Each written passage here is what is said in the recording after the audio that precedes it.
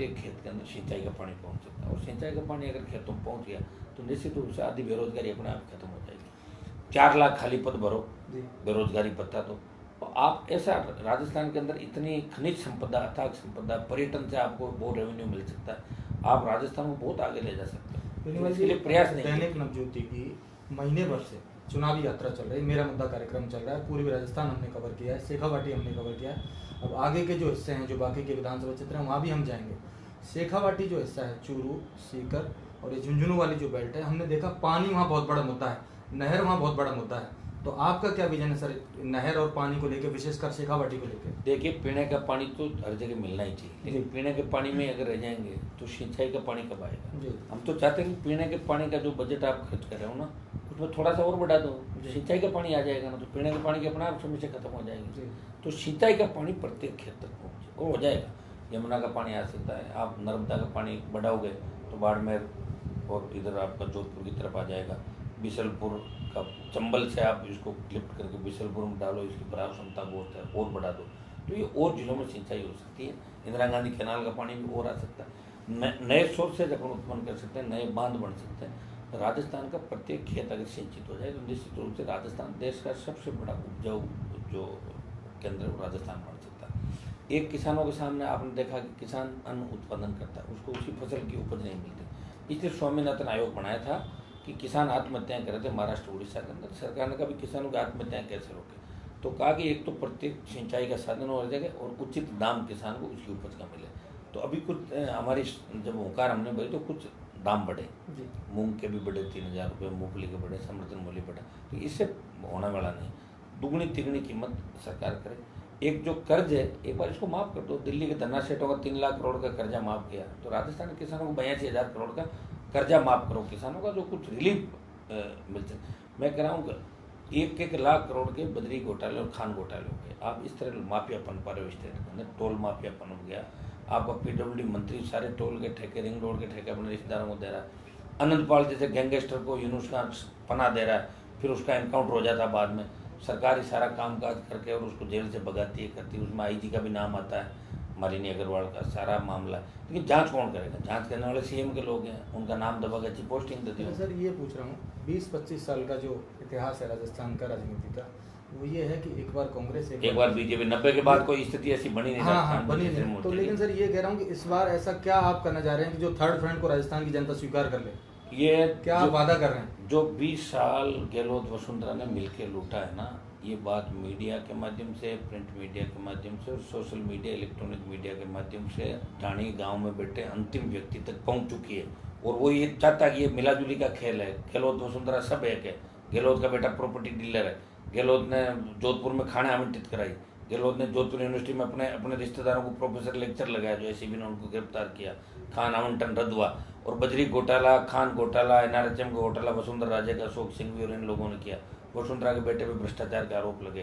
राजेंद्र राठौड़, यूनुस खान ने एनकाउंटर कराए, यूनुस खान ने अनंतपाल को शरण दी, कांग्रेस कार्रवाई नहीं करे। इसका मतलब सीधा मिलाजुली का खेल है। और अब ये जवान परिवर्तन चाहता है। जिस तरह आज़ादी के आंदोलन के अंदर एक क्रांति की शुरुआत हुई थी, तात्या टोपे ने कहती है, हनुमान बेनीवाल एक नई क्रांति के पथ पे चल रहा राजस्थान के अंदर। वो क्रांति का अग्रदूत बन के और राजस्थान के जवान अपने भाइयों को साथ लेके इस राजस्थान को बचाना चाहता है। और राजस्थान ऐसा राजस्थान चाहता है जहाँ डिग्री के बाद रोजगार हो और किसान और जवान को आत्महत्या नहीं करनी पड़े, किसान के बेटों को बंदूक हाथ में नहीं उठानी पड़े बेरोजगारी तंग आते। ऐसा राजस्थान चाहता हूँ मैं। किसान के बेटों को रोजगार की गारंटी, 12 बजे बाद भी हमारी बहन बेटियां सड़कों में निकले, रात को मजा ले, कोई सामने देख ले, ऐसी व्यवस्था हम चाहते हैं जहाँ सुकून चैन हो, अमन चैन हो राजस्थान के अंदर। और हम ये चाहते हैं कि किसान मजबूत हो, व्यापार बढ़े लोगों का। GST से लोग परेशान है, पेट्रोल डीजल की कीमतें कितनी बढ़ गई, इसको GST के दायरे में लाओ, कुछ वेट घटाओ, अपने आप कम होगी। आम आदमी को आप क्या दे रहे हो? हमने तो ये भी बात करी कि बिजली का इतना बड़ा उत्पादन हो रहा है विंड एनर्जी और सोलर एनर्जी के बाद, कि वो दिन दूर नहीं कि अपन बिजली निर्यात करेंगे। तो किसानों को तो मुफ्त दो और घरेलू उपभोक्ताओं को भी आधी दर पे बिजली दो राजस्थान का, ताकि फायदा हो। रोड टैक्स ले रहे हो, टोल टैक्स किस बात का ले रहे हो? रोड टैक्स दे रहे हैं ना, घर गाड़ी का 12,000, 15,000, 20,000, फिर टोल टैक्स इस बात, फिर टोल टैक्स। तो ये सारी बातें होगी तो अपना आप सारा ठीक हो जाएगा। और ठीक करने के लिए हिम्मत चाहिए। मैं वैसे दिल्ली के अंदर मैं कोई आप पार्टी के साथ नहीं हूँ, लेकिन उनकी स्कूल और एक दो मैनेजमेंट जो दिल्ली में मोहल्ला क्लिनिक है उनका, उनके दो एक मामले स्कूल को लेके तो आपको अच्छे लगे, मतलब उनके जो काम करने का एक दो मामले उनके अच्छे लगे, लेकिन हमारे जो मामले होंगे ना वो उनसे भी बहुत आगे होंगे। अच्छा। हम जो घोषणा पत्र लेके आएंगे वो बिल्कुल उसके अंदर ये भी एफिडेविट भी हम देंगे यहाँ इसके अंदर कि अगर हम उसको पूरा लागू करने का पूरा नहीं कर पाए तो हम इसको एफिडेविट देंगे और हम हमारे खिलाफ कार्रवाई। हम तो ये चाहते हैं कि ऐसा कानून बनना चाहिए। ये मजाक बन गई, आप चाहे जो घोषणा करके जनता को गुमराह करके ले ले, तो घोषणा पत्र से भी 20% वोट तो आपका इधर उधर हो जाता है, 20% वोट में सरकार बन जाती है। लेकिन घोषणा पत्र पे अमल किन किन लोगों ने किया आज तक? 50,000 का कर्जा माफ जो वसुंधरा राजे ने किया, हमारे उससे चाहे स्टेट हाईवे का टोल बिजली की तो हमारी हुंकार के डर से सरकार ने किया, लेकिन 50,000 का कर्जा उनका माफ नहीं किया जिनके घर में कोई नौकरी कर रहा है, एक्स आर्मी मैन है या जो कोऑपरेटिव लोन के अलावा लोन है वो माफ नहीं किए सारे। भामाशाह स्वास्थ्य योजना बहुत बड़ा घोटाला, बहुत घोटाला। इन दो योजनाओं को लेके क्या कहना है? बहुत भामाशाह में तो इतना घोटाला हुआ है कि सारे इनका जो यहाँ का बड़े IAS अधिकारी, CMO और मंत्री आपका कालीचंद सराफ और इनके सारे SHO हॉस्पिटल भामाशाह का पैसा उठा रहे, जब ऑपरेशन हुआ ही नहीं और लिख दिया ऑपरेशन, चढ़ा दिया उसके अंदर, ऑनलाइन कर दिया और लाखों करोड़ों अरबों का घोटाला हो गया। आप अदरवाइज मत लेना सर। एक सियासी गलियारों में 4-5 दिन से बात चल रही, मैं कई क्षेत्रों में हम जाके आए, ये कह रहे हैं किसी राष्ट्रीय पार्टी का हाथ है बेनीवाल जी की पार्टी लॉन्च कराने में, चाहे फंडिंग को लेके हो, चाहे वो ऐसी बातें क्यों आ रही सर? वो इसलिए आ रही है उनके पास अब लड़ने की क्षमता तो है नहीं। अच्छा। उनके तो बूथ के 10 आदमी नहीं बन रहे। मेरे जवानों ने इतनी जल्दी पार्टी का भी गठन कर लिया, किसी ने सोचा भी नहीं होगा कि पार्टी का गठन। किरोड़ीलाल जी और हम जब 13 में लड़ रहे थे तब डॉक्टर साहब ने कहा था नई पार्टी बनाएंगे, नहीं बनी नई पार्टी उनसे, वही राज्यसभा पुरानी पार्टी तब उनकी सीटें कम हुई। अगर वो नई पार्टी उस समय लाते किरोड़ीलाल जी तो 30+ सीट जाती उनकी राजस्थान के अंदर। तो लोगों ने जैसे कहते पुरानी पार्टी आ गई तो मूड ऑफ हो गया लोगों का। मैं भी अगर नई पार्टी नहीं लाता तो लोग मेरे साथ कोई खड़ा नहीं होता।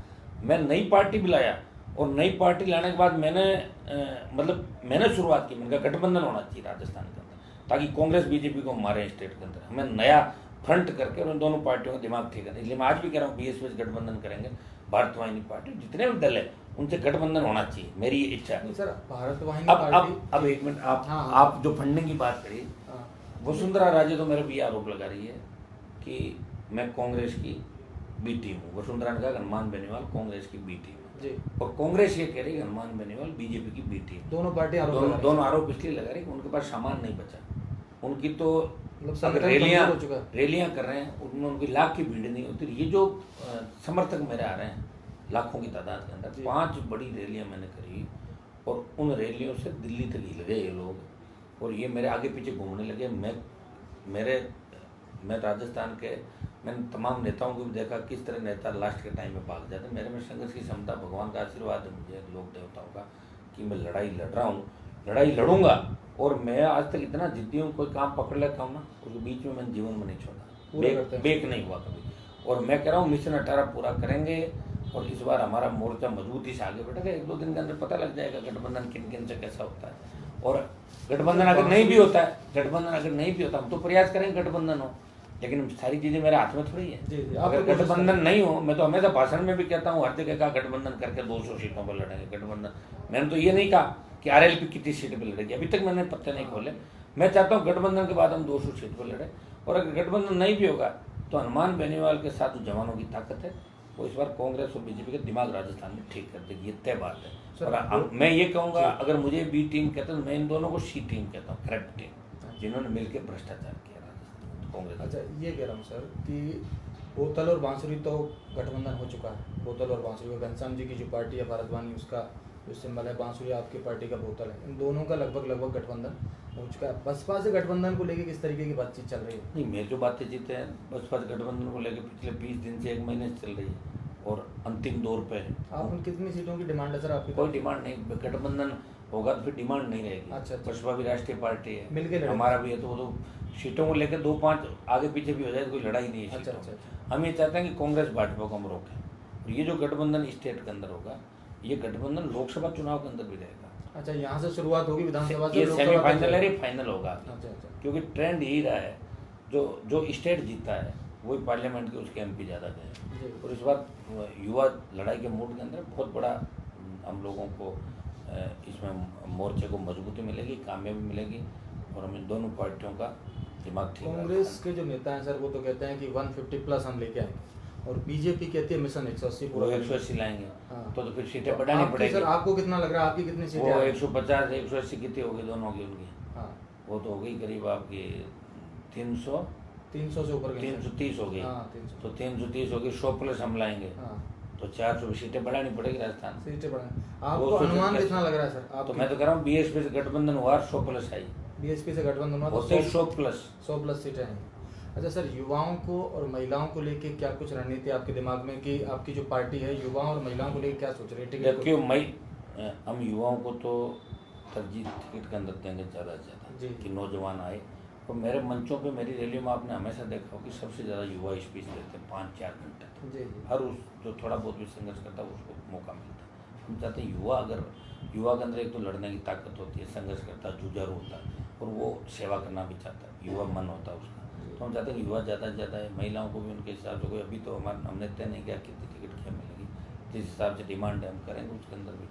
हम तो चाहेंगे कि प्रत्येक जाति 36 कम्युनिटी को सबको हम लेके चलें, सारी जातियों को टिकट मिले, ये भी करेंगे। सर जो हमारी प्रोग्राम चल रहा है हमारा मेरा मुद्दा दैनिक नवज्योति का जो चुनावी कार्यक्रम है उसमें हमने देखा सर ब्लॉक जो ग्राम पंचायत हैं वहाँ उप स्वास्थ्य केंद्र की मांगे जाता है और ब्लॉक स्तर पर जो हॉस्पिटल हैं उनकी व्यवस्थाओं में कई खामियां सामने आई हैं और एजुकेशन को लेके भी सवाल खड़े किए गए हैं। जो शिक्षा व्यवस्था है, चाहे वो स्टाफ की कमी है कॉलेज में चाहे स्कूल में, तो इस बारे में सर आपकी पार्टी क्या सोच रही है? जो घोषणा पत्र जारी 16,000 स्कूल बंद कर दिए राजस्थान जी, मेरी कॉन्स्टिट्यूंसी में कर दिए करीब 30-40 स्कूल छोटे जी, जहाँ आवश्यकता है वहाँ स्कूल वापस खुले। जी, अगर 30 बच्चे 20 बच्चे भी पढ़ना चाहते हैं तो सरकार का धर्म है। और सरकार, मैंने तो ये भी कहा था विधानसभा के अंदर कि एमएलए कलेक्टर एसपी का बेटा सरकारी स्कूल में जाना चाहिए तो अपना भी स्कूल ठीक हो जाएगा। या कलेक्टर का बच्चा पढ़ रहा तो मास्टर भी टाइम टू टाइम पे आएगा, एसपी का पढ़ेगा तो अपना आप आएगा। तो ये एक मैसेज हमें देना चाहिए कि एमएलए कलेक्टर एसपी एमपी का बेटा सरकारी स्कूल में पढ़े, ये मैसेज हमें देना। हम तो उल्टा काम करेंगे, हमारे सबके नेताओं के बच्चे तो कोई लंदन पढ़ रहा है, कोई अमेरिका, यहाँ जो सरकारी स्कूल खुली है उसमें टीचर नहीं है, कहीं तो छत नहीं है, कहीं नीम के नीचे बैठे हैं। तो आज़ादी के 70 साल बाद अपन विकसित राजस्थान की बात कर रहे हैं। हॉस्पिटल के अंदर आपके हालात बहुत ऐसी हेल्थ को लेके पर्टिकुलर मैं कह रहा हूँ हेल्थ राजस्थान की हेल्थ देखो आप राजस्थान के अंदर कितने स्वाइन फ्लू से लेके चाहे चिकनगुनिया हो, चाहे डेंगू हो, चाहे जिक्का हो, चाहे कुपोषण से बच्चों की जो डूंगरपुर बांसवाड़ा के अंदर मौत हुई। मैं कह रहा हूँ कोई मलेरिया हो, मैं यहाँ कोई किसी की चिंता नहीं करता। डॉक्टर्स की हड़ताल हुई, डॉक्टर्स की हड़ताल के अंदर कालीचंद सराफ और वसुंधरा की जिद की वजह से 100 से ज़्यादा लोगों की मौतें हो गई गरीबों की। उसका जिम्मेदार कौन है? वो भी क्रिमिनल केस दर्ज होना चाहिए। किस पे? आखिर कौन जिम्मेदार था जिनकी वजह से 100 मौतें हुई? अगर हम सरकार के अंदर आए तो ये भी जांच कराएंगे कि 100 मौतों के लिए कौन जिम्मेदार था, हड़ताल किसकी वजह से हुई, गलती डॉक्टर्स की थी या सीएम और मंत्री की थी? अगर उनकी गलती थी मौतें हुई तो 306 के मुख्यमंत्री वो भी मुलजिम बनता है। यहाँ गुरचंद छाबड़ा ने आंदोलन किया शराबबंदी का और राजेंद्र राठौड़ अरुण चतुर्वेदी को उनसे वार्ता करनी थी, दोनों ने वार्ता नहीं करी, उनकी मौत हो गई। हम अगर सरकार के अंदर आए तो उसकी जांच भी कराएंगे। मौत की वजह कौन था, गिरफ्तार होंगे। जो मौत की वजह थी, जो मौत की वजह थी लोगों की गिरफ्तारी होंगी। देखो कानून का डर लोगों के अंदर नहीं है। जो हॉस्पिटल है सवाई मानसिंह जो अस्पताल है, ऐसे कैसे अस्पतालों की और जरूरत है राजस्थान को, चाहे संभाग की बात करें तो? देखिए निश्चित रूप से राजस्थान का सबसे अच्छा हॉस्पिटल अगर कोई है ना तो सवाई मानसिंह हॉस्पिटल, ऐसे जिसके अंदर मैंने देखा है बड़े से बड़े पिछले 20-25 साल इतने अनुभवी डॉक्टर हैं, इतने अच्छे प्रोफेसर हैं और ईश्वर की कृपा है। समय हॉस्पिटल में जो जाता है करीब उसका इलाज भी होता है। हमारे एक से बढ़ के एक लेकिन पॉलिटिकल हस्तक्षेप ज़्यादा है, ट्रांसफर पोस्टिंग, HOD, सुप्रीडेंट बनाना करना, ये सारा क्या है इसमें फ्रेंड SMS जैसे राजस्थान में कम से कम हर संभाग मुख्यालय पे एक अस्पताल होना चाहिए और हर जिला मुख्यालय